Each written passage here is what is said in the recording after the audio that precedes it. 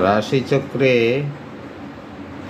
মেষ রাশির অধিপতি মঙ্গল, বৃষ রাশির অধিপতি শুক্র, মিথুন রাশির অধিপতি বুধ, কর্কটের চন্দ্র, সিংহের রবি, কন্যার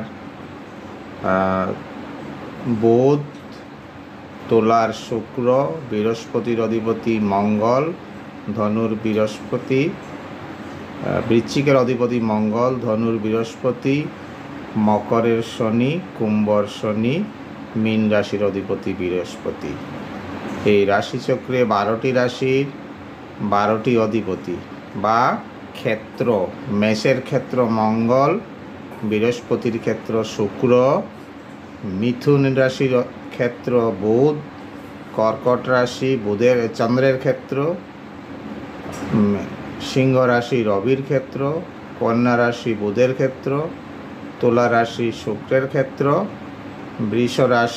বৃশ্চিক রাশি মঙ্গলের ক্ষেত্র, ধনু রাশি বৃহস্পতির ক্ষেত্র, মঙ্গল শনির ক্ষেত্র, কুম্ভ শনির ক্ষেত্র, মীন বৃহস্পতি।